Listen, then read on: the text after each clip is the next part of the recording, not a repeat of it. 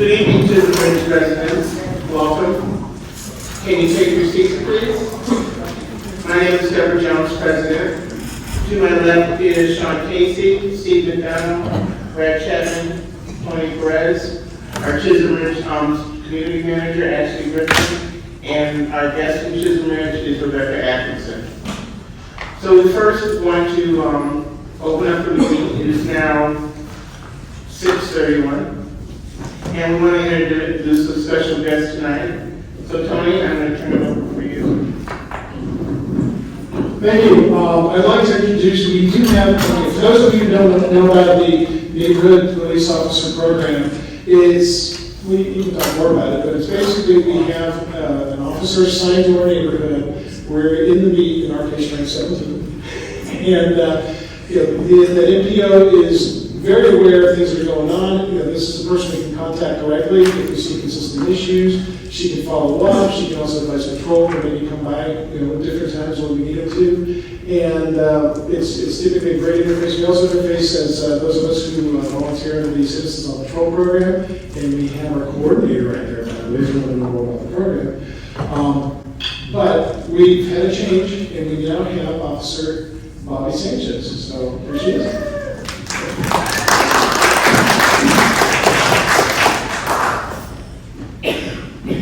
Hello everyone, I have a really loud voice anyway. Thank y'all for having me. Y'all have had Eric Bird for years. He's fabulous. He is only leaving because he is getting towards the end of his career and wanted something a little bit slower pace. So we sent him off. He got shipped out by Texas Motor Speedway, where there's just not as much going on and not as many people for now. He's actually going to stop by. He was at a different meeting. He wanted to stop by and just say hi and kind of usher me in. Neighborhood police officer, if you're not aware, he described it well. We're more personalized. We are assigned to one specific area. That being said, we don't really work set hours. So I'm not available a Monday through Friday 8 to 5 type of schedule. I really set my schedule based on what my beat Frank 17 needs. So like tonight, I'm here in the evening time because of this meeting. I am very aware of school issues as far as crosswalks. I'm aware of the burglary of vehicles, the more specific types of crimes that pertain to our area. That being said, Frank 17 is a huge area. I'm responsible all the way up to Golden Heights. Golden Triangle is the northernmost portion of my beat, and I go all the way down to Western Center.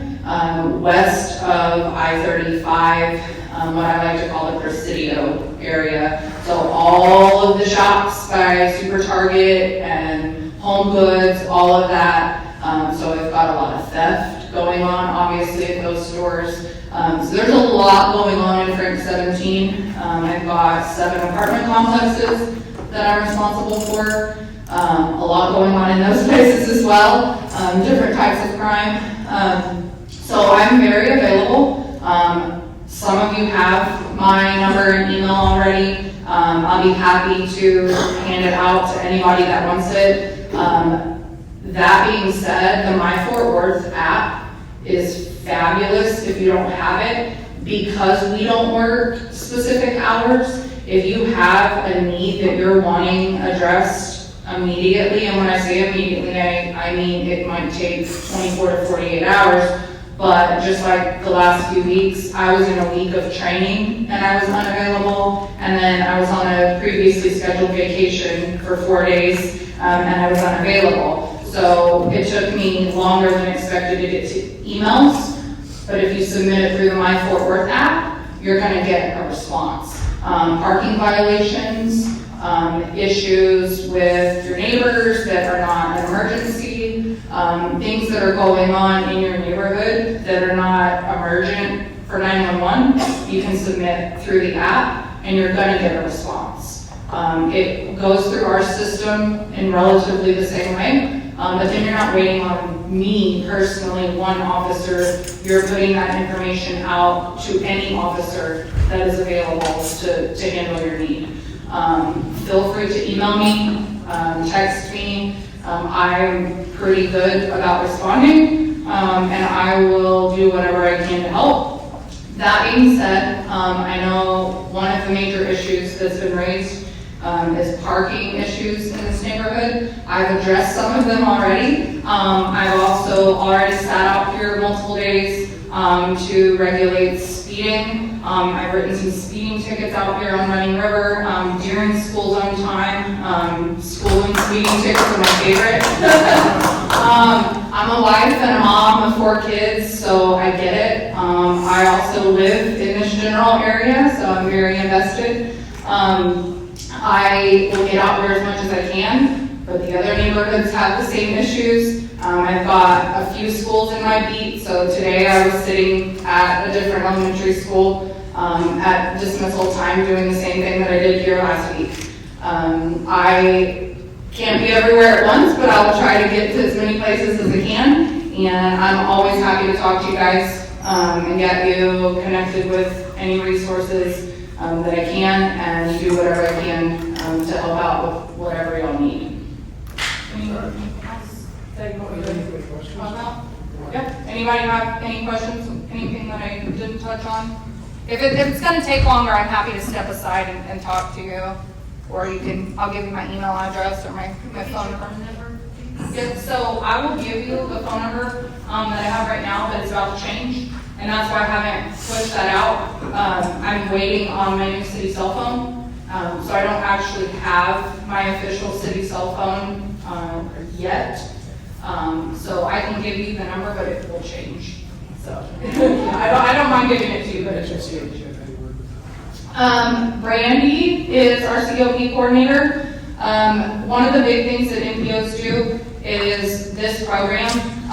It requires community volunteers, and we thoroughly appreciate and enjoy having our volunteers that are extra sets of eyes, because we are severely understaffed.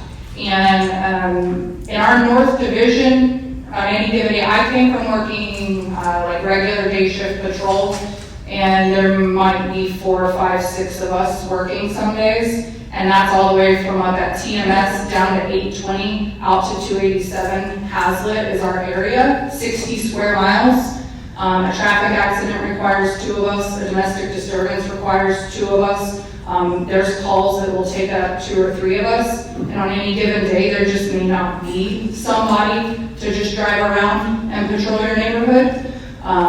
We just don't have enough officers. Our COP members step in and fill that void. You get training, very good training. You get radio exactly like this, and you have a liaison. There's always an officer monitoring the COP channel, and you can go out 24 hours a day. Our COP volunteers, some of them volunteer all through the night. Some people volunteer during the day. It's really whatever works for you, because we appreciate whatever you can do. And the more eyes that we have out driving around to see things and report that back to us, it only helps. We appreciate any amount that you can give. What's the requirement now? What's the minimum? They do ask for about 4 hours a month. 4 hours a month. That can include the sector meeting that we have, which is just North Division, so you really kind of get another set of information from the commander up in North Division and what's going on, the crime statistics. So that's an hour and a half meeting there. So it's really just another 2.5, 3 hours a month is what we ask. We have training once a month. It's the second Saturday. It's this coming Saturday, and I know obviously your application is for the rest to get into it if you want. Yep. Not my information here too, but Citizen on Patrol program is a fabulous program. If you Yep. want more information, I've got brochures here, but you really actually become a nice personal, like you said, information with the NPO, because your NPO is different than the officers on the street. They are, the city of Fort Worth has this program for you guys, and our CCPD funds them, and they're here for you. And they really are a great resource for you to go to. So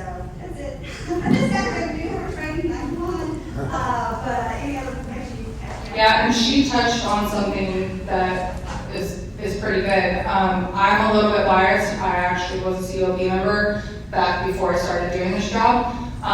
So it's pretty close to my heart, and I know how helpful it can be. But like she said, at those monthly meetings, our command staff all the way up to our commander is speaking. So you're getting firsthand information about what's going on in your community, very detailed information. It gives you the opportunity to speak to the leadership, the people way above me that have way more say-so than I do. They're there at those meetings. So it can be very beneficial if you're wanting to know what's going on in your community, just volunteering those few hours a month. Speaking of Mr. Bird, here he is. It can be very beneficial for you as well as us, and we love that partnership. So yeah, feel free to stop by over there and grab any information. I'm happy to answer any questions. Is there anything else I forgot? Good? Okay. Thank y'all.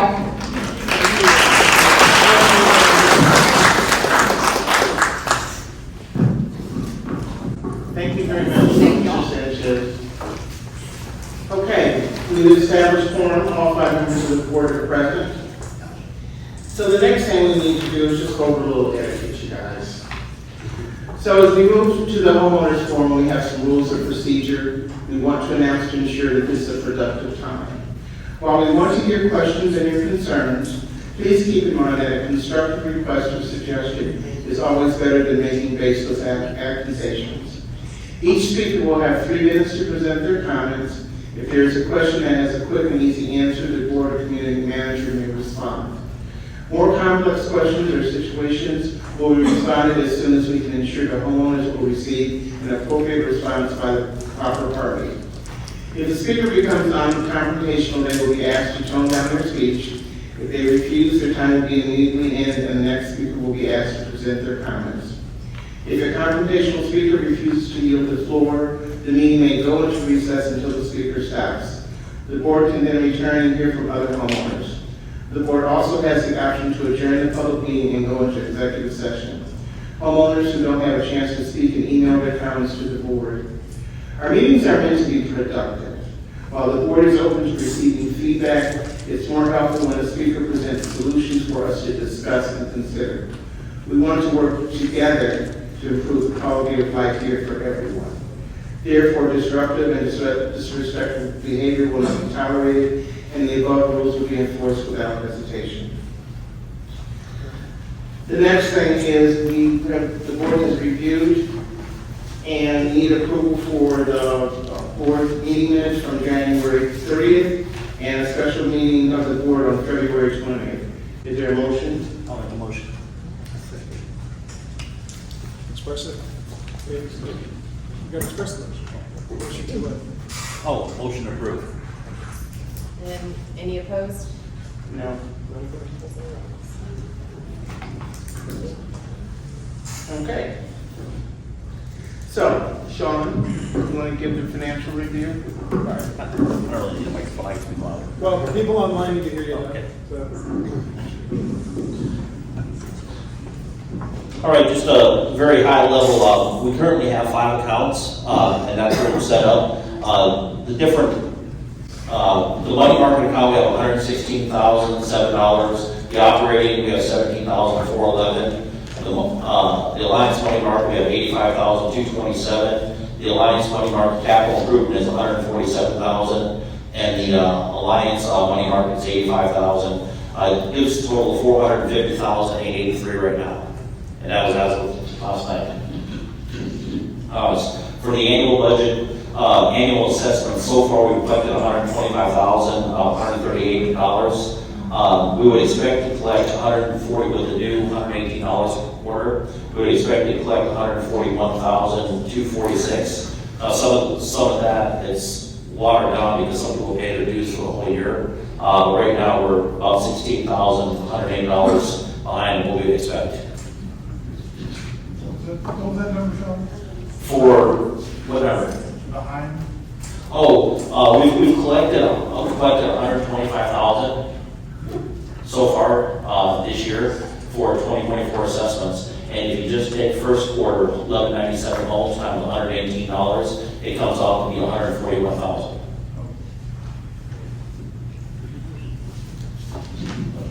All right, any questions? Thank you, Sean.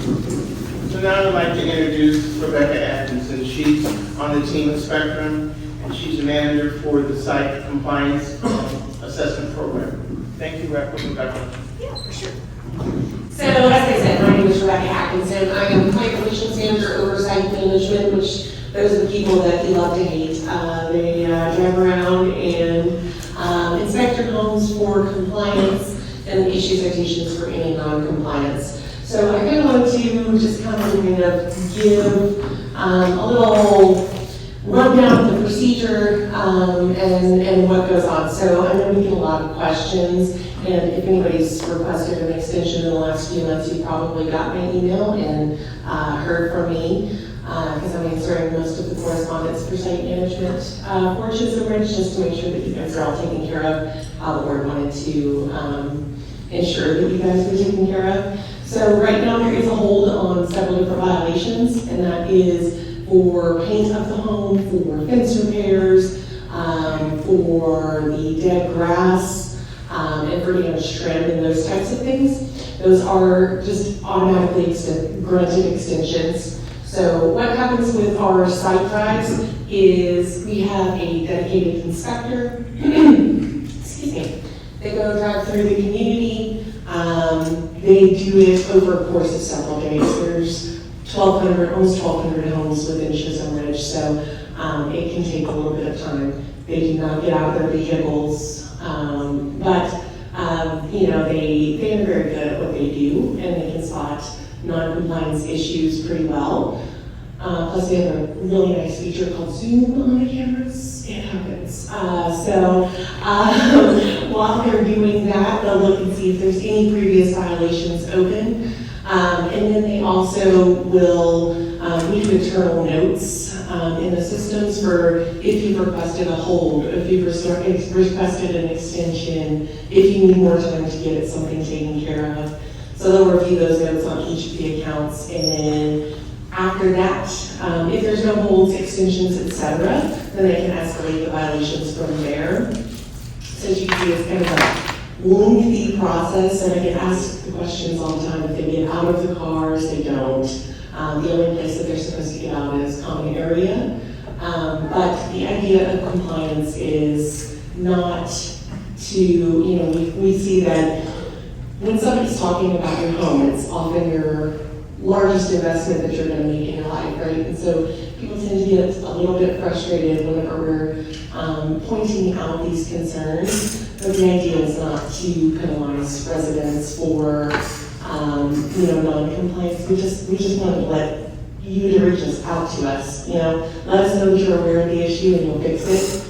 We will work with you the best as we can. And I know the board as well. They have been phenomenal on trying to give reasonable extensions and review those requests as they come in. I always say, get to us early before it gets to the fines, because once it gets to those fines, it's just a little bit more challenging. We've already sent out multiple letters and that type of stuff. But everything that we do is going to be in the governing documents. So your governing documents are made of articles of incorporation, your bylaws, and your CCNRs. We predominantly focus on the CCNRs, which is your covenants, conditions, and restrictions. And that's where you're going to see a majority of the rules of the association. There's also different policies that the board's got in place to kind of clarify, right? And those are things like, it may be ambiguous, just hypothetical, where it says you can park a commercial vehicle for a time to be specified by the board, where they might create a policy to kind of determine what that means, right? How they want to set it so we're getting uniform enforcement across the community. And then that's the other thing I always hear too is, you've got my house, but what about my neighbors? And I can guarantee you we're looking at every home in the community. We try to be very fair about it. And if we're seeing something in your home or what have you, I promise we're also seeing the neighbors. It's not something that we just take reports and call it a day. So I guess if you guys have any questions, that's kind of what I wanted to come and talk to you guys about, see if I had any questions about compliance site, et cetera. I'd be happy to answer those. Yes, ma'am. What is considered in compliance of what? Because I know for a fact that I've read through your bylaws 5 million times. I've read all your little documents 5 million times. I have not violated anything. Yeah, I keep getting these letters, and even I provided you with a picture that y'all sent me, and I sent it right back to y'all and asked what the problem was, and nothing was wrong. It was all within compliance. So what are these violations for in the first place if we literally are within the standards that you guys have set for us? So some of it, for example, the general maintenance clause, right? So the general maintenance clause gives kind of a broad brushstroke of things that need to be taken care of on the house. So that's where kind of the paint clause comes in, the damage trim clause, pressure washing clause comes in with those ones. And what it says for you guys specifically, and I'm not quoting the document because I don't have it in front of me, but it's something to the effect of it must be in a like new condition, et cetera, right? And so we're not looking for those things that you can't see from a naked eye from the street, right? It's all stuff that's been identified from the street. So the board kind of gives us a little bit of guidance on things that they're noticing sometimes, right? So it might be, like I said, that the paint, the damaged trim, if you've ever seen around your garage, that wood starts to rot at the bottom pretty bad. And I know that's been quite a few of the questions that I've had. Sometimes it is dirt, right? You have to kind of think about it from the perspective, they're not going up and going, all right, you know, if from the car, if it appears like it might be mold, mildew, rot, that type of stuff, sometimes a simple cleaning will help it. And if it does, then great, we'll close the violation. If it's something that needs more extensive work, you know, that's where we're just trying to get you guys aware of it. So those are kind of some of the things. Rebecca, can I interject here? Yeah. If it's okay with you, ma'am, if you'd like to maybe meet with Rebecca afterwards, give her your address and she can do additional research on your property and we can get this resolved. Are you okay with that? I'll think about it because I just don't need to be harassed anymore than I have been. Well, we don't want you to be harassed anymore. That's why we want you to give her your That's okay. address so we I'll can think review. about it. Okay, thank you. Yes, sir. Have the bylaws changed since Spectrum took over? So the bylaws, okay, so the CCNRs are going to be predominantly what you're looking at, right? Have they changed since Spectrum took over? The question is very clear. There are policies that have been put in place. Have they changed since Spectrum took over? There are policies that have been put in place. They're new? But they're new, but Okay. they're not something that it would be that. It has to be the You just- board putting those in place with their attorney, the association's attorney for the country. You just answered the question. Thank you. Any other questions? Yes, ma'am. I'd like for you to come to my house, so you can look and I can talk to you. We don't do that, but after the meeting, if you'd like, I can definitely meet with you. Yes, 'cause I got a lot of fines. Then I went online and I seen where they said the fines was being held up until April the 1st. You giving us to April the 1st to get the yard together. Well, For what those is all these violations that are- fines you steady sending me, fine after fine for the same thing? So if it's something that was within the fence, the paint, the trim, or dead grass, It's not about the, it might be dead grass, but it's not, my paint and all of that. I got a new roof, it's not no paint job need to be done in my house. okay, and we can look at it, but those are the only ones that are on hold. So I do want to make sure to clarify that if it's clutter, if it's mowing your yard, if it's, things like that, those items are not on hold right now, so they will go through the fine policy for the association. Yes, ma'am. I keep receiving letters from you guys, and then you say like, go to the app and put your notes if you need extension or whatever. So I did, and I never received any response. And then I still keep keeping receipts for the same issue. And then I asked for somebody from the community to give me email or phone number, like I can call or whatever. So they give me, they provide me, email, and I send the email, and I didn't get a response for Ashley. I don't know who's Ashley. And I never get a response, and I still keeping receiving. And the thing is, like, I understand you want the community looks great and everything, and I get it. But the thing I don't get it is why they're gonna charge. If we don't fix it, why you're gonna charge? So the association's governing documents allow for fining enforcement. So the idea of fines is essentially to try to help compliance along, right? If we're just sending a letter, people throw it in the trash, people ignore it. And we have communities that don't have that ability. So every letter that we send the initial notice, which is a courtesy notice. That one doesn't have anything attached to it. But that's just a, hey, this is something that needs to get taken care of. And if you sign up for emails with Spectrum on the website, we e-blast those out right now, otherwise they do go first class certified, or non-certified mail. So then we send a warning notice of the fines, and then that one with the new policy will also give 14 days to cure it. That one is by law required to go out certified mail. So that one will do it. So by the time the fine is applied, we've already sent 2 notices before it gets to that fine. So I like to also explain that too, because it's almost a full 30 days before it gets to a fine whenever we send those. But I can definitely take a look at your account as well. Mm-hmm. Any other questions? Yes, ma'am. Yes, I was trying to, work, I guess, get access on the app. Mm-hmm. And, said I needed to apply to get access. And I was rejected, so I couldn't do anything. Yeah, get with me after and we can look and see. And did you recently purchase your house? No, they're from. Oh. I didn't. Well, good. Yeah, get with me afterwards so we can take a look. Thank you. Yes. Yes, sir. Yeah, a couple questions, actually.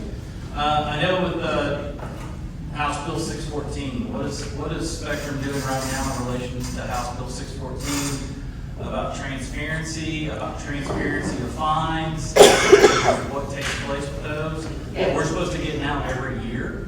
And so I just real quick on that. And then the other question I have, you made the comment about we got one of those fun letters. And the day that I got it, the post lady came to me and she said, you have a certified letter. I'm like, oh, great, cool. I wonder who it's from. And then it was from Spectrum. Underneath that, she gave me the mail. It was the same letter. So I got the warning letter and the certified letter the same day. And I'm like, why are we paying dues? Why are we paying fees? Because our homeowners association gets like that. And I felt that kind of insulting, really. And so the reason that we do that is because we do the certified letters, and as you can imagine, and that's required by law, right? Most residents are going to be at work during the day, they're going to be, kids are going to be at school, they're going to be running errands, right? So we also send that first class. The reason that we do that is because when you are not there to pick up your certified letter, the post office takes it to the post office, and you have to go and pick it up from them. But why? I was there. I'm just asking because somebody has to pay for that. Right. And I know we just talked about being in a deficit. We're paying for this, and I asked the post lady, and I found it kind of funny. I said, I bet you're getting a lot of these right now. She said, you have no idea how many certified letters we are serving in our neighborhood. And I'm like, add that up. And so then, that's why I looked at House Bill 614. I'm going, where's the transparency? Why is this taking place? Because we as homeowners, I should know why. I got a warning letter and a certified letter the same day. The warning in first class, yes. So the certified in first class, like I said, the reason that we do that is just we used to only send it certified and not first class. Well, then residents were like, well, I got something from the post office didn't want me to go to pick it up, so we started adding in that first class mail. So who's paying for the certified letter? Certified letter is required by Texas property code. Who's paying? It's the association. But it's a requirement. But I'm paying dues when I got a letter the same day I got the certified letter. That's like me throwing money away. That's me throwing money away. And so that's where I'm asking transparency. Yep, so that, I was gonna touch on House Bill, but I wanted to just explain that. So House Bill 614 was introduced in September, well, it passed in May of 2023. It went into effect as of January 1, 2024. So what that House Bill 614 actually states is that we have to do a fine policy, and that fine policy has to say what we're going to fine for, right? So that has to give general categories of the fines that the items that we're going to be doing. When the bill was originally proposed, it was very meticulous with everything, but it was changed to general categories. With that, we also have to post it on the association's website. It is up on the association's website, or we have to email that out every year on an annual basis, or mail it out on an annual basis. So that is posted on the website, and it's been posted since it was returned from the county, so that's out there. Did we get our emails? Did we get the letter? Because we're all supposed to get. It was an or. No, it's not. Yes, it is. Hospitals, it says that if it's posted on the website, then it does not have to be emailed out or mailed out. I just want you to know, I teach business law. I just had a real estate attorney look at this. We are all supposed to get this. The Spectre website is hard to get to. We're supposed to get a letter with this. It's supposed to be hand-delivered or mailed and be on the website. So I've actually worked with several association attorneys, and they're not real estate attorneys, they're for specifically HOA law. So it just has to be posted onto the website, or it has to be emailed. We have a right to disagree. I would be concerned about that. Yes, sir. So you're saying that just passed. Do you think all homeowners have knowledge of that? You said they just passed it how long ago? They passed it in May of last year, and then it went into effect as of January 1. So you started finding people with that recent passing of the law, right? But the old fine policy was still in effect. This just changed how we were able to implement the fine policy. Gotcha. I understand.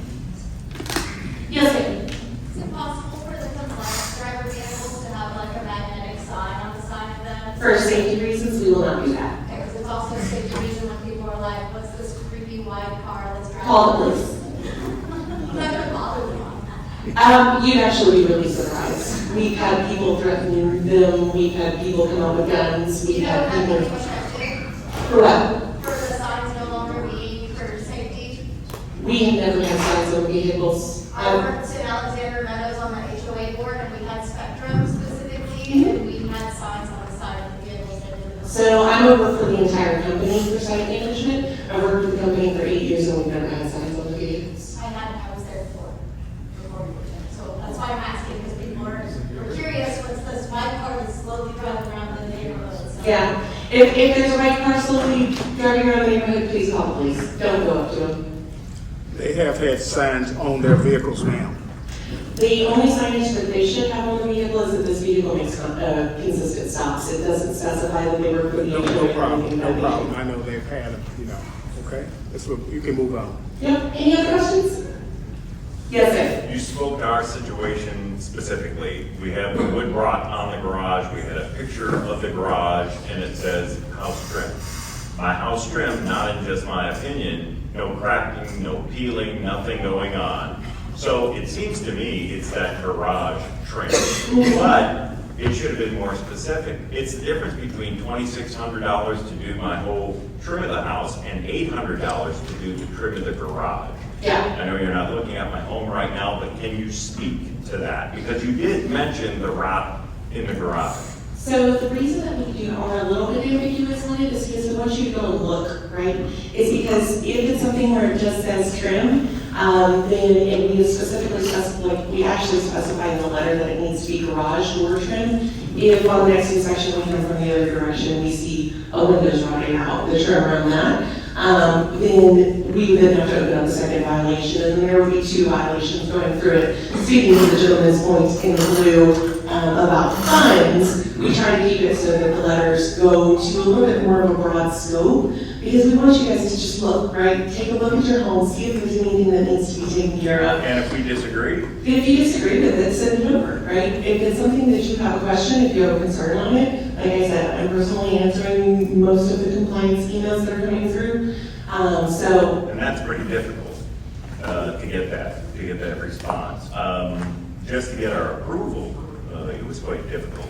We sent it in, and then, no, it had to be sent into another location. I'm sorry, I'm speaking with the secretary right here. But as far as that's concerned, it's made ambiguous, it's made difficult, and it's subjective. It is subjective. Everything's going to be subjective whenever it comes to. Right, but it should be an either or. You know, I've had to put something around the trash cans, which I was happy to spend $300 to construct this thing because it needed it. Was happy to get rid of the Dulles grass because it needed it. But this doesn't need it. Now the garage, I'll give you guys that. But what I don't want to do is have a guy come out and I spend $800 for him to repair the garage. And then y'all say, nope, sorry, you gotta do the whole darn thing, and it doesn't need it. No, if he doesn't need it, then that's not an issue. Okay. And I specifically did reply and ask, tell me what's wrong with this picture, and I got no response back. And it's just a picture of the garage. So once again, you're looking at a lot of different factors here, and what do you really want? Do you want to have something where I'm doling out $2,600 or $800? And the idea isn't for you guys to be spending unnecessary funds. That's not the idea, I promise. I would like to say real quick, your or is, it's hand delivery to the owner, that's subline 1. Subline 2, first class mail to the owner's last known mailing address, or an email to an email address provided the Property Owners Association. Line 2, it says, and make the policy available publicly on the internet. So we're supposed to give both the internet, an email, or a letter. That's it.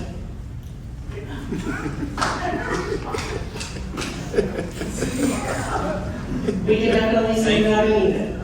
I just think it helps me know. I want to be a good neighbor. I want to know what's needed of me. And I think that it's not anything that anybody's trying to not be transparent with it. And whenever it's asked for, we happily provide it to anybody who requests it as well. We're not trying to be bad guys here. Yes, ma'am. Customer service provider in the service that you provide, I'm back on the app because there were several opportunities for me to email you guys, but for every single one that's on your site, they said that's not me, so they can do nothing.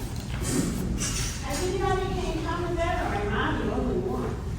Or they don't email back, or they don't call back. Or not, yeah.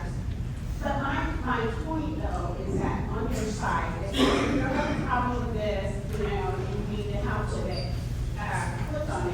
That's not a reason for you to contact us. I clicked on the next one so that I thought, well, I'm going for anything at this point. It says that's not a reason to contact us. Right. Is that? I can't think of what you're specifically talking about. Yeah, and I think there's just many different pages.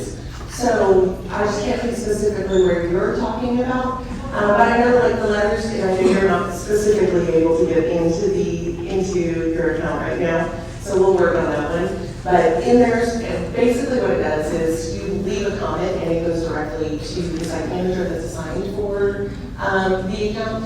We did have one little spell where we were put on the blacklist for a few days, but I was trying to go through those. So on average, I answer personally, just for Chisholm Ridge, 250 to 350 emails a week. Personally. When you think about it, on a daily person, when you think about it, that's small space when you're looking at 1,200. Yeah, but that's per week. That's per week, right? So we don't, I don't know. And I'm not saying that, but I'm just, for the ones that are saying that they're not getting responses, we are trying to get those responses out, and I do try to get those out same day as well. And so, Can you give us your email or something, because I got, I don't know. yeah, so my email address personally is anybody want to start it? I don't know. It is R. Atkinson, and that's A, T as in Tom, K as in Karen, N as in Nancy, S as in Sam, O, N as in Nancy. It's R Atkinson, and then it's at Spectrum, am.com, A for Apple, M for Mary.com.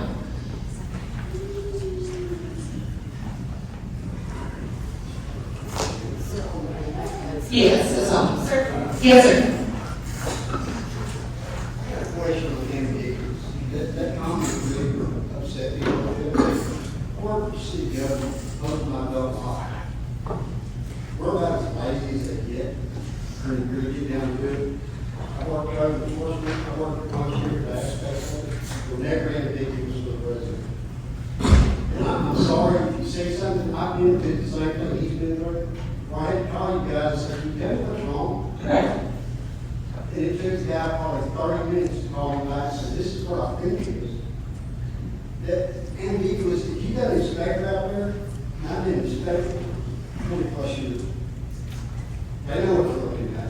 It's not that hard to say so. Right. What you're doing is making it harder for the resident. And that's never been an option. And I pay you guys to manage this. I'm your customer. To play this game is not very fair to us. Tell me what's wrong with the office, is that simple? Great, noted, thank you. Anybody else? Yes, sir. If I'm not mistaken, is this all a moot point that after the end of the month and April 1st, we're going to be dealing with another company anyway? It's not going to be April 1st, it's going to be May 1st. Okay. So, We're going May to 1st. we're going to formally announce that in a little bit, okay? Yeah. Any other questions? Yes, ma'am. Do our concerns really actually matter to you guys? And I'm asking a serious question, I'm not trying to be funny, because you seem kind of dismissive with some of the questions and concerns that are being brought up. And it's like, is this really a waste of our time, or are you guys really serious about saying how you feel? Because like you said, we pay you guys. You guys take money from us. You guys keep telling us to fix stuff that we're trying to fix and work with you, but then when we get a dismissive answer back, how are we supposed to feel about that? Because we're trying to comply, and you say keep everyone in compliance. We're trying to work with you, but when you seem real dismissive, like what we're saying really doesn't matter. You know, you're probably just going to blow it off and get in your car tonight and just say, oh well. You know, it's frustrating for us, because how is it that we can do our best for you and we want to do the best for our neighborhood, for our community, but then this is how we're talked to and kind of treated? So, of course, I absolutely do care, 1,000,000%. And that's why I'm up at 9 o'clock at night responding to homeowners and giving good answers the best that I can. And of course, when people ask me questions, I want to help them. I'm not in this to be dismissive, and I'm not in this to leave a bad impression on anybody. We do things the way we do things, sometimes because of attorney's advice, sometimes because of feedback that we've had. And this is, a small sample of people right here, right? Whereas one person might say, this is bad, but if we, like I said with the trim, right? Where we put it a little bit more ambiguous, and then or we put it more specific, and then the next drive we see when we're coming the other direction that the window frame is falling apart. Well, why didn't you tell me the first time, right? And it's trying to get more compliance. Look at the house, right? It's easy to take 5 minutes to look at what's going on to see if there's anything additional, right? Whenever we're talking at the levels of enforcement that we're doing for Chisholm Ridge, right? We had 1,200 violations open at one point, right? And 500 of those have been closed in the last month, right? And we are working with residents the best we can. Of course we care. Right. Because the reason why this really kind of frustrates me is you keep saying, oh, we're trying to keep you in compliance, all you have to do is look at your house. I look at my house every day. I mess with my house every day. I do something to improve my house at least weekly. So when I get someone who's just walking by and has nothing better to do and taking pictures and complaining about my house, but you can't tell me what's really wrong with it. And when it's subjective, saying, oh, I think you need a little bit of paint. Or it doesn't need to be clean. You know what I mean? Like, I'm what you're saying, they don't get out of your car, you don't check it to see if it needs to be whatever. But when you're basically telling people that the work they do on their home is not good enough for you, who does not pay their bills, who does not pay for their house. People are taking care of their homes. I drive through the neighborhood because I have to get home. I actually live around here.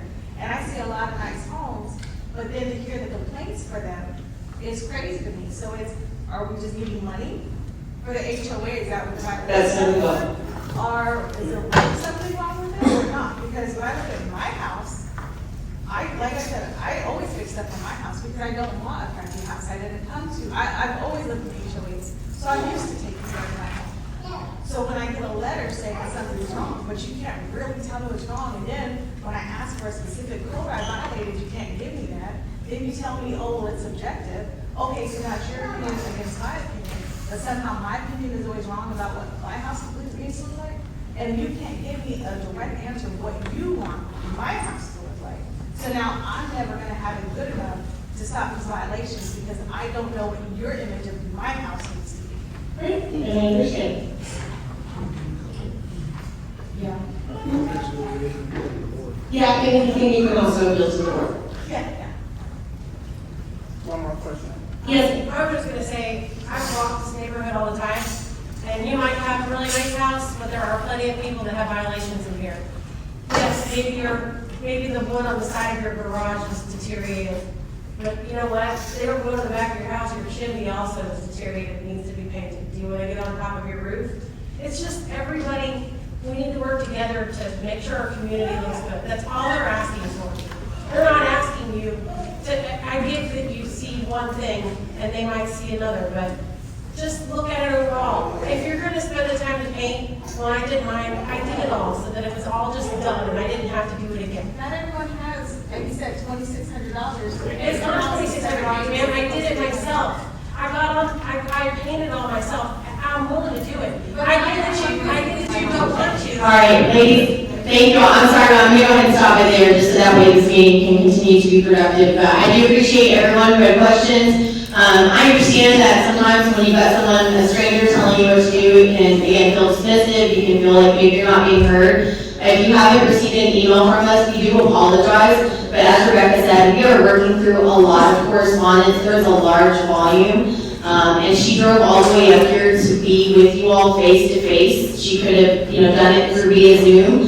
She could have just put it on me to speak to you all, but because she is in charge of the site management for company for Spectrum, she chose to be here and put herself in front of you all. So I just want to make sure that that is said because she does care.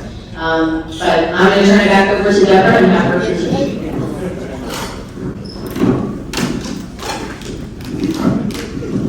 So anyone who has an issue, please see Rebecca. She's going to take the time to get your information, conduct the research, and provide a response to you. Okay, so Ashley, I'm going to ask you, are there any updates around the rental restriction program to report this evening? Actually, I do. Sorry, y'all. This is volunteer. So at this time, we've been working really hard with the community and to just make sure that we have an accurate accounting of the rental properties within the HOA. So at this time, we believe that we have a pretty solid accounting for all of the rental properties, and also have those that have not. So we do appreciate everyone that has contacted us at Spectrum and has contacted the board. So we are going to make sure that the board and they already do have all of that information is up to date. Also, we've been working really hard to make sure that all of those rental forms that have been submitted have also been attached to your accounts. So then you also have that to be able to review and look at as well. So we're trying to make sure that all of the information that you guys have submitted is available for you to review as well. So at this time, we are pretty solid on that list of exactly where we stand to be able to move forward with the new rental resolution. What is the percentage of homes in the neighborhood that are rented? That exact number, the percentage, I do not have, but I can tell you.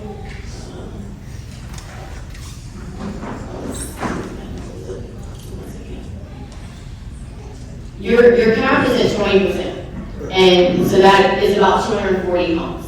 So I know that right now our list is sitting at about 260 registered rental properties.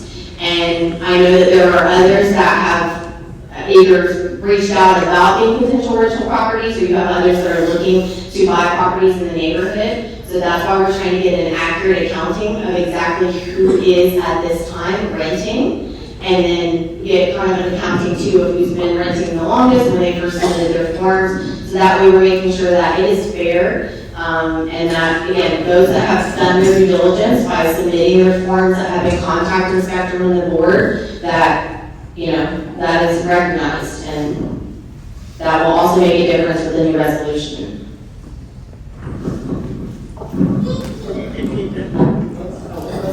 What's next? So ratify that, please, Ashley. So we had an awesome workshop last Monday at the pools.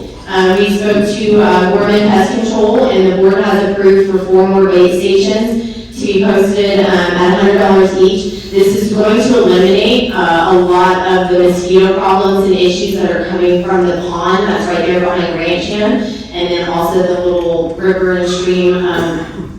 Mr. Gorman's here this evening. Oh, there you are. You wanted to say something on that, there you go. So we have another vendor who is a resident here. We're always happy to have.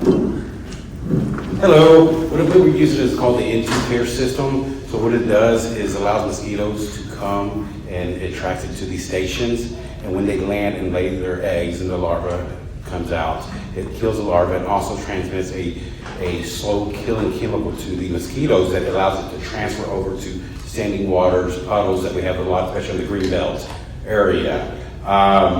And also, when you got the industrial pool, you got the creek that runs over there, and that's going to help with the West Nile virus that we're dealing with every year in the neighborhood. So does anybody have any questions on that? Thank you. As I said, it was a very productive meeting, so things like that are definitely going to help in the summer, once we get into the summertime. And then yesterday's fence staining project, so we sent out some information about that. Just asking everyone to make sure that if you own property that has trees hanging over the shared fences, that those are all turned back in accordance, so that way the staining and everything can take place. So reach out to the board or myself, Spectrum, if you have any questions. If your property is one of those, if you have any questions about your trees, the length, all of that, we can always make sure to take a look at that for you. And then I did reach out and look at, I've had some questions about tax information. So it says the only balance that Chisholm Ridge HOA would own for 2023 taxes is 2 cents.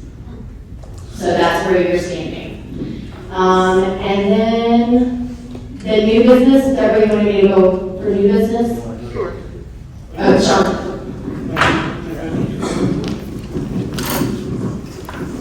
All right, got a couple lines for new business. First one, we did not renew the contract last year.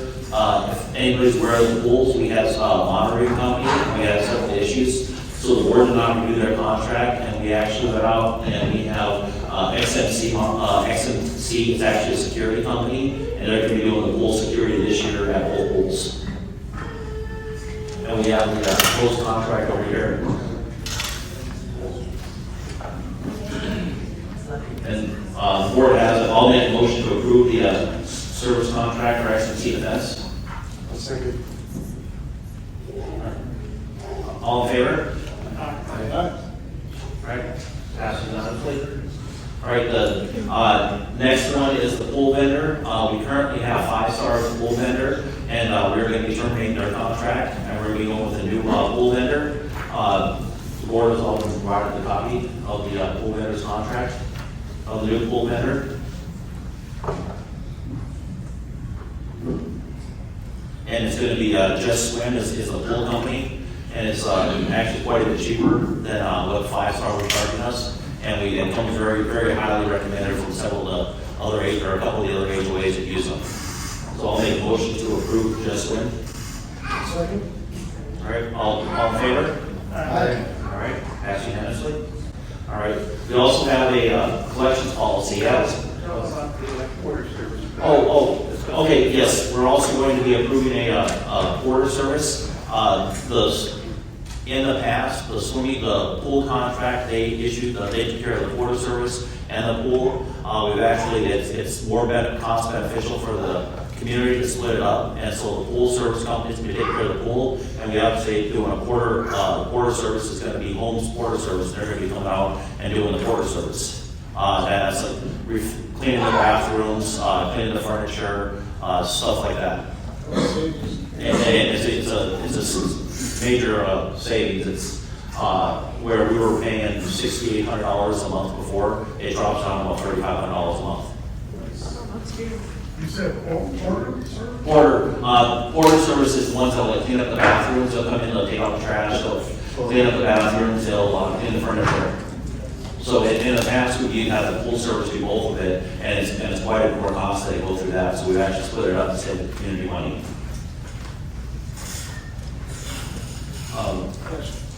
All right, and then the collection policy. At the special board meeting, we had approved a collection policy, but we're actually changing it. When we have the attorneys draft it up, we're going to a 4-step policy.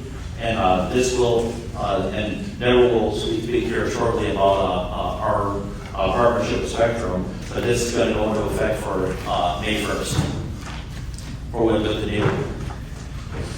And this was actually drafted up by our attorney. I'll make a motion to approve the updated collection policy. Okay, all in favor? All right. Pass it down. All right.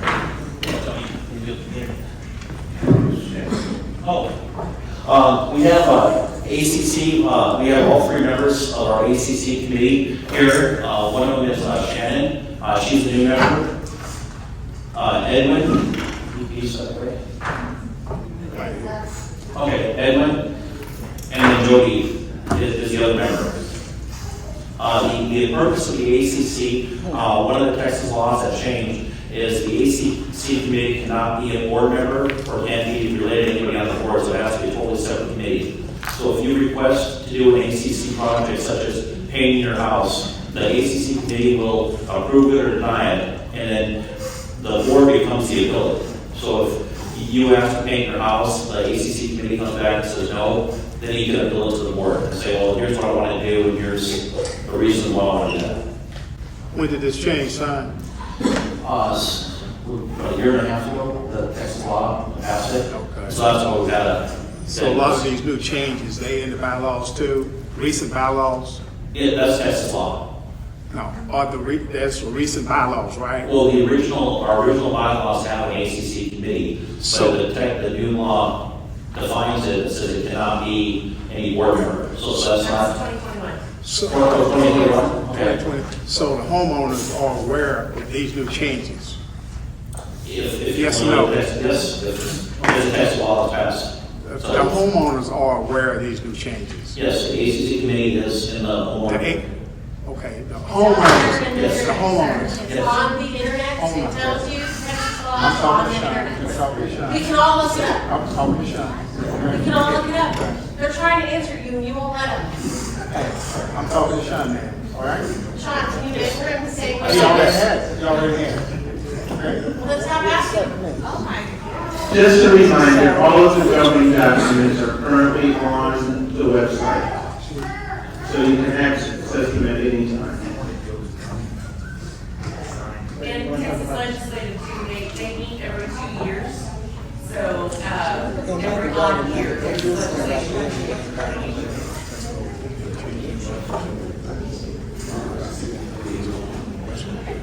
The other action that's going to take place, we will be working with Ashley. We probably send an e-blast out to all of the homeowners to remind them to make sure that their access to the pools is still current. And if not, we will provide instructions. So, Brad has an update about the garage sale? Yeah, we are going to be having a community garage sale. I believe it's the 22nd, 23rd of March. If somebody knows more than that, I can't remember the 2 exact dates, but I know it's like the 22nd, something like that. But anyway, the signs that you have been seeing at the end of the road there on Running River, and in 3 entrances, hopefully we're going to get more signs so that all 5 entrances will have a sign. I had to wait until this meeting so that I could change the community garage sale advertisement, but we'd like to try to get as many people involved in that as we can, try to make it a really big event. And I don't know if we've mentioned it before in past meetings, but we're trying to get more special events, and this is going to be kind of a kickoff for the spring. So anybody that can just, if you have any questions about that, just email us at the CRHOA board 2324 at gmail. Okay, so there's a couple of announcements that we have for everyone here. Effective April 30th, Chisholm Ridge HOA and Spectrum will part ways. So we are in the process of identifying potential new management companies and identifying our process techs to conduct a search. So we had a meeting this morning with this City of Fort Worth Park District manager, and Tony's going to provide an update about what's going on with Glasgow Park. Thank you. The park supervisor's name is T, that's a nickname, but he's known us previously at the park because we've had situations where the park has been flooding.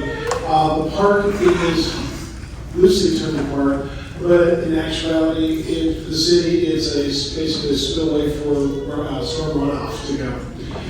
So we're constantly asking them to clean up because there were many years, and we kept telling them and identifying it, send pictures in it, where that center, the waterway basically was filling up with grass and weeds and other things were coming in. Now we've got trees. And sure enough, it's starting to dam up. And those concrete spillways that come from our streets into the park are starting to fill up. Now, most recently, when we did our workshop last week on Monday, Sean noticed, and the rest of us were just aghast. They were just stunned to see that there's a little pond now at the end of the parking lot at the Ranchland Pool.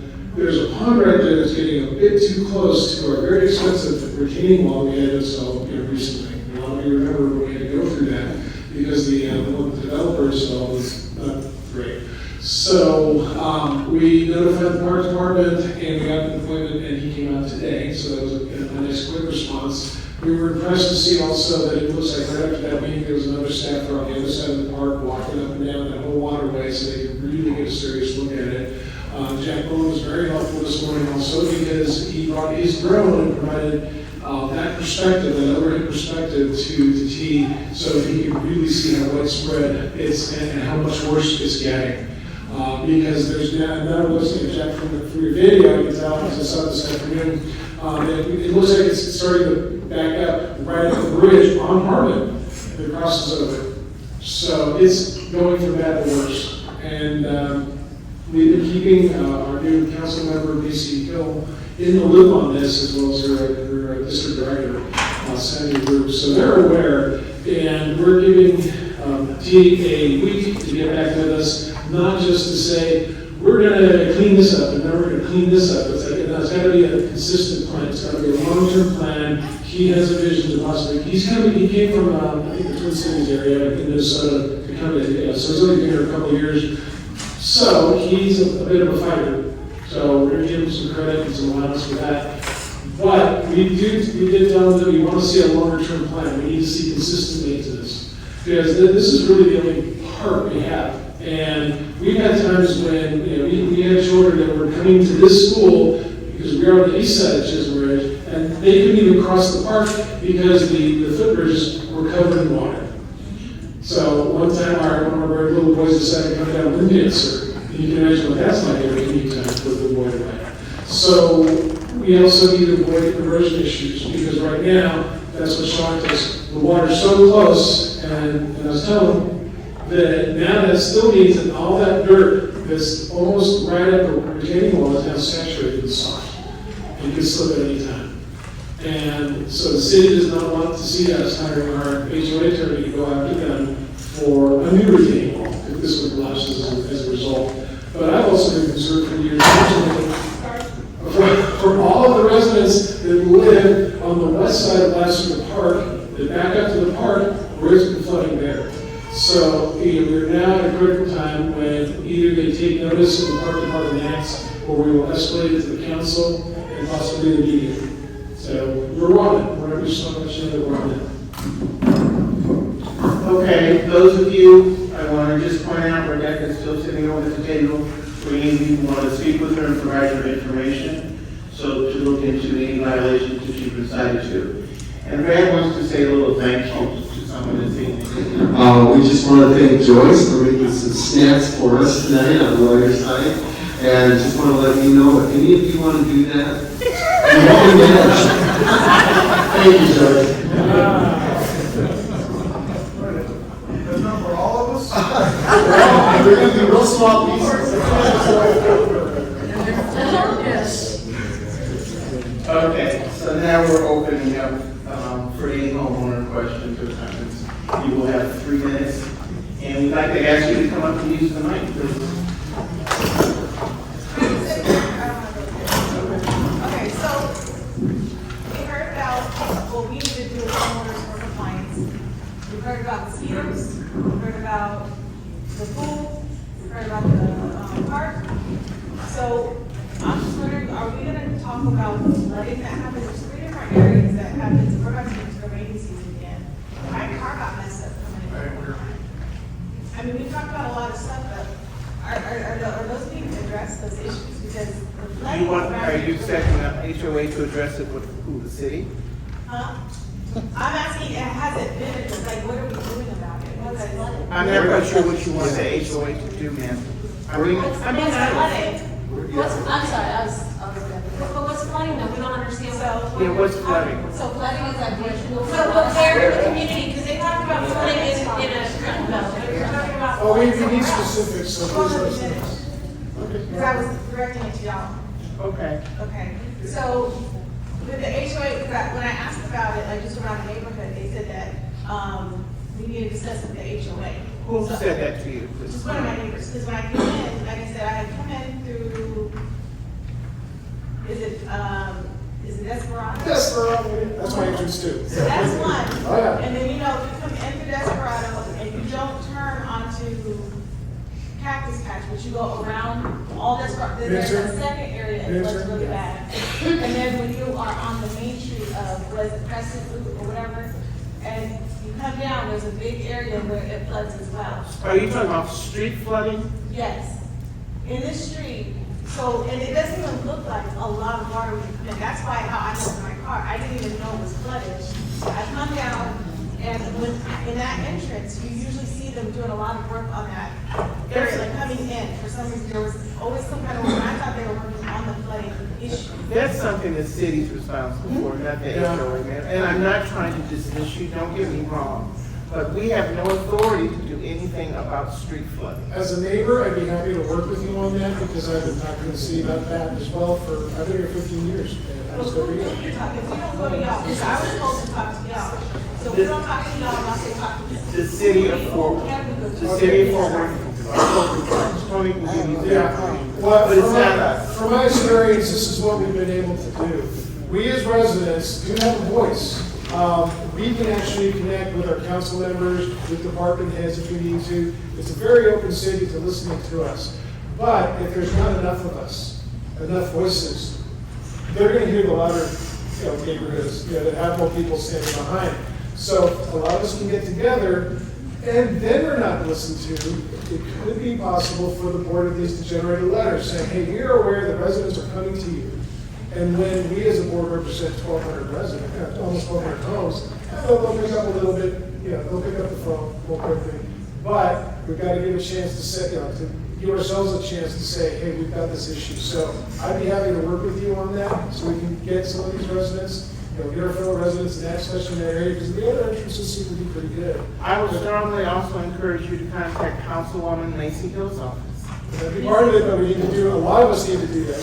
Because I would contact our councilwoman. Lacey Hill is our councilwoman for District 7, and she represents our district, and she has the power to take care of the flooding, not the HOA man. Right, this is what I said. One suggestion, I know Officer Sanchez, my coworker app, guys, that is such a tool for you to use. You can actually take a picture of a plane. It actually writes you out your citation number. I know I'm not using the right term for that. And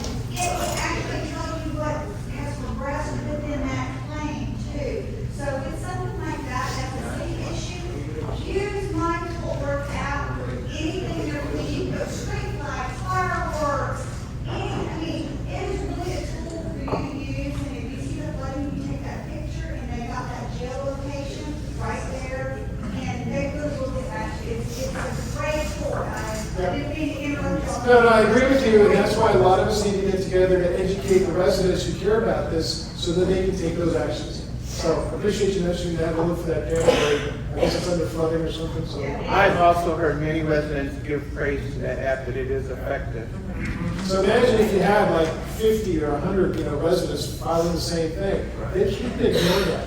So let's take that opportunity. We'll work together. All right. Any other questions, comments from anyone?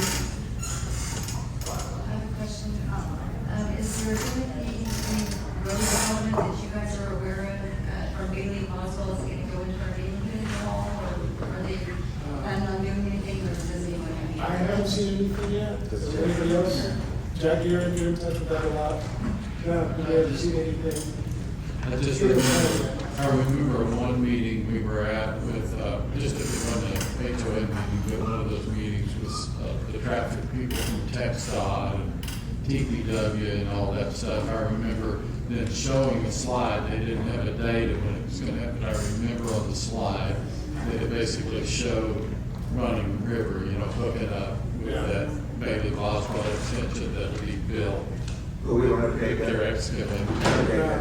Okay, I haven't seen. that was the last thing I remember is running rivers and stuff. They'll have to build a bridge, and so once you start seeing a bridge being built, that'll be the first thing. That's usually a pretty extensive project, to build a bridge over the creek and by the tree farm over there. That'll sure cut the traffic off of Wind National. That's a good point, right? Okay, I have one last comment to make to everybody, and that is we have 5 volunteer committees: finance, good neighbor, governance, compliance, landscaping, pool, and safety. And sadly, we've only had one homeowner volunteer for these committees. We're going to post again on the Chisholm Ridge Facebook page all of the finance committee's statement of mission, and we're going to put a link where the registration form is. You can download that and submit that. But we can't do this by ourselves, and if people are not willing to get involved, it's frustrating to us. And we know people care that live here, because we care. So please share with your neighbors these committees, and because we are seeking people to get more involved. So that's just my heartfelt message to everybody. Any final comments or concerns? If not, then we, I'm sorry, sir. This probably seems inconsequential, but I've got nothing against people driving around taking pictures. I try to be out on the porch every once in a while and smile a little bit. I don't know how they take that. They drive by kind of fast. But are these people, I know people that were in the compliance part of Fort Worth, what do you call it? Code compliance. I'm old. I'm certain they receive sort of training so they can spot a code violation when they see it. So these people that drive around, are they trained in any way to know what a violation is when they see it? Are you talking about the HOA compliance or the city's code compliance? Right. The ones that say your trim's bad, do they have any kind of guidance or training in spotting and being able to see what a violation is? I'm sure Rebecca can speak a little bit more to that since she's the site manager, but I will say that yes, our site drivers are trained, and also on top of that, they have recently done compliance drives with your board of directors. So they ride around and get, the board of directors ideas of where they want to have the most enforcement or areas that maybe they would want to be lenient. So every HOA is different, every board, all governing documents are different. So all the site drivers have to base it based on each HOA. So we also have bullet point forms that we supply to all of our drivers as well that give them areas, like right now with the extensions, so that on your bullet point form for your community, that site driver would have that there's extensions offered for trim, for the dead grass, for the paint. So things like that, the site driver would see that, he would say, okay, and then he would also be able to look into the accounts as well, see there's no violation. So they do have to have a lot of extensive training. They couldn't just put me in a car and tell me to drive your neighborhood. Even though I'm the community manager, I still could not just be able to go around, even though I have your governing documents and I know what your board's directives are. Again, I don't have that training that the site team does have and is required. I just have one question. When y'all are doing those reports on people's, say, their landscaping or their paint's chipped off, do y'all have like a report, like a checkoff list that you'll go by that will actually kind of pinpoint for these homeowners what the issues are? So like when I'm doing pest control and I go to a restaurant and their restaurant filthy, I have a sanitation report and it's a checkoff of each certain locations that I have to sign off on so they know how to correct it. I've never had a violation since I've been here. I don't know how that process goes. Yeah, I'm grown adult. I get out there and clean my yard out. That don't matter. Yeah, well, I just like having children. You tell them to clean their room, if they don't do it, there's consequences. I mean, we're all grown adults who move to an HOA so that we can keep our property values up and keep a clean community so that we can have good people to move into this neighborhood. So if the neighborhood's going down, and it was going down. I walked this neighborhood, and it was going down quick. And here in the last few months, I have noticed a drastic change, and it's looking a lot better. I mean, just homeowners pitching in, neighbors pitching in, helping each other. I mean, and that's what it's about. We're a community, so we got to step in and help each other. So back to that, I was just curious about, is there a report that gives certain details that if a homeowner says, okay, I have a crack in my window, checked off, that's what I need to address, or there's my soffits are falling down, there's a check-off list there. Is that something y'all provide? Yes, so we do that, I mean, to the homeowners, are you asking, or the site drivers? The site drivers. Yes, the site drivers are provided that. So say I have a site driver that drives your community, and they drive another community in the Dallas area, okay? So even though that's a pretty far distance, right? But they have your governing documents, they have the bullet point form. Your community does not want basketball goals that are not in the regulated areas or how they're allowed to be, sitting out. I have another HOA, same site driver, that community doesn't care about basketball goals. They could be laying in the middle of the street and they don't want the site driver to cite for it. I don't know why, but that's just that board in that community. So every community is different, so those drivers have to have those bullet point forms, that was up-to-date information. So every meeting that I have with the board, every workshop, we're updating those documents and then trying to provide them to the site drivers. I was just curious because I just didn't know why the confusion. If somebody knew something was wrong with their house, they didn't know exactly what's wrong. But if I had a checkoff list, it'd be more, During that time, there was a little bit of confusion because of just the amount of direction that was coming in differences. So we were offering extensions, but we were under the impression that it had to have been where you had to write, like you had to ask for it in writing. But then others were made aware that extensions were being offered, so then we had to be fair and offer everyone the same extensions. So that's where sometimes some of that confusion came about, especially recently, and why we also sent a letter to the homeowners from Spectrum informing them of the situation and what just happened as well. So sometimes when those miscommunications happen, we're going to make sure that we're going to try to rectify that. And that's another reason why we had Rebecca come out here tonight to make sure that we're assuring the homeowners that your board is working very hard to, like the homeowners have said, clean up the neighborhood. Just make sure that everyone's brought to the same standard and that things are just really looking the way that everyone prefers them to look. And we're just trying to implement that as a site team and the management team. Okay, I have one final announcement. Look, I've been raising my hand. Okay, I'm sorry. Okay, so for the next management company, my big concern is landscaping. Okay, it's pretty cut and dry. You have goalposts, you can't have. Are you in the common areas? Landscaping in the common areas? No, I've got my home. Okay. Yeah, that's what I have control over, and that's what I'm focused on. If we could really have a company that knows the difference between something that's dormant and dead, because they don't know. No, They don't. I'm I'm with you. telling you, they they don't. And that's very frustrating. This is North Texas. There are some things that are deciduous, there are some things that aren't. And they really do not know. This has been expressed to us from other homeowners as well. And so this is, what I don't understand is how long has Spectrum been our management company? How many years? 3 years, okay. So what has changed, because to my understanding, y'all don't do the drive-bys, the laws are set in place, that's it, right? That what has changed in the last 5 or 6 months, over the last 3 years, why are we getting these all of a sudden?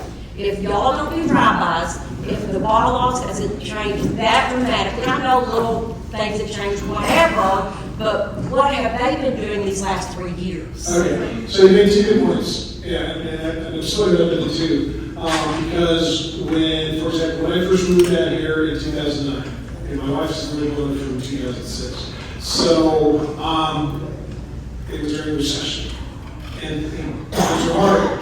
The board at that time, because it wasn't really, it was married. I've been here since 2004, right. so I'm talking about the last 3 years. You were given a break, during the recession on a lot of things. Okay, then we had COVID, we got a break again on a lot of things. And the hardest part is trying to bring things back up to standard. We are not looking to go excessive, because we don't want to be that kind of HOA, right? So we're just bringing stuff up. We basically told Spectrum, please look at our governing documents and apply those standards that have existed in existence for about 20 years now? Yes. To everybody.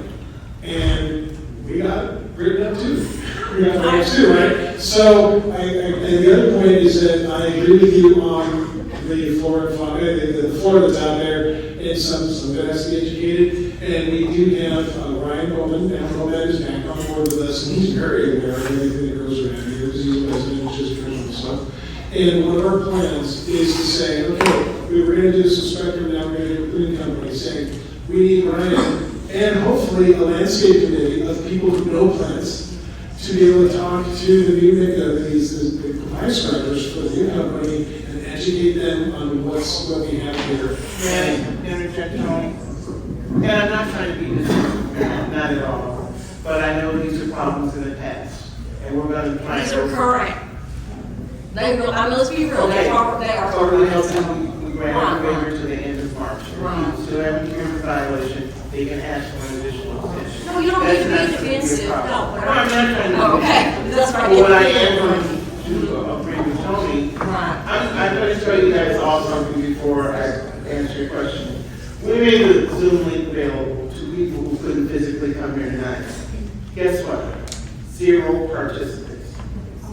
And my message again is, we can't do this just the board. We need homeowners involvement. And I understand, I would like to ask for you to maybe consider being on the landscape committee. And that, your input would be Okay, but see, very valuable. we are hiring a company, right? No, hang on, that's what I'm saying. I've never been part of a HOA, well, I was when I first lived here. But we're hiring a company to do that, correct? Correct. The site, drive-bys, whatever. We're hiring them to do that. That's what they're getting paid for. Why would I have to tell someone that their job, this is what your job is? Okay, but my point That's what is that what my you're point saying? to you, ma'am, is the landscape committee that will be consisting of homeowners can make recommendations. We can take those recommendations and give them to the management company. These are the things our homeowners are concerned about. None of us are horticulturalists, none of us are plant experts, we need input. So that would be a good leeway to give some feedback to whoever the management company is. These are homeowners' concerns, and this issue needs to be corrected. Yeah, they work in our direction. We need direction from you guys. But that has nothing to do with direction.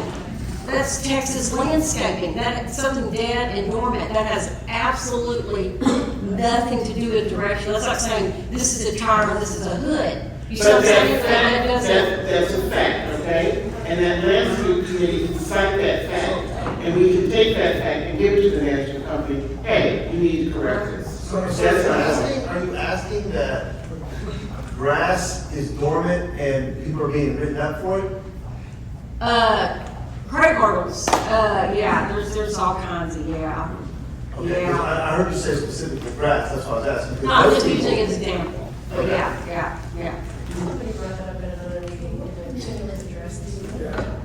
we're working on that. They've talked about it a lot. Yes, ma'am. So, I know you guys are saying that people need to get more involved and all this stuff, but I noticed that, like, there's an HOA Facebook page. There are lots of Facebook. There's lots. We only have one official. Chisholm Ridge HOA. Correct. Is that yours? Okay.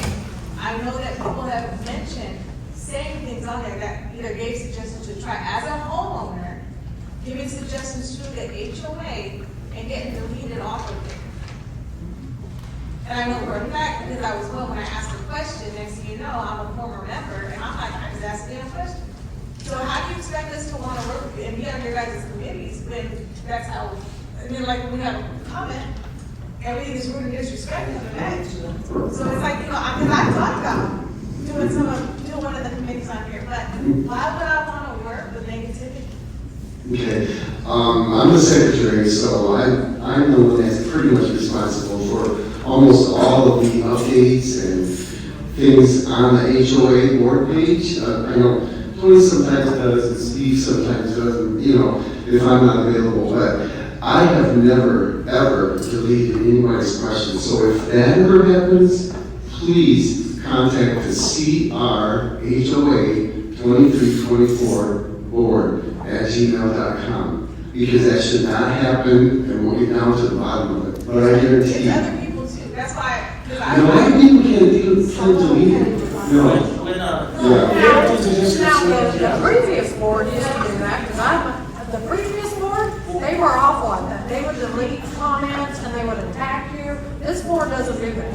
Now, so if you're going off of previous boards, I'm telling you what just happened to me. Oh, Because I was coming here and they keep on putting stuff out to have people be a part of the committees or whatever. yeah.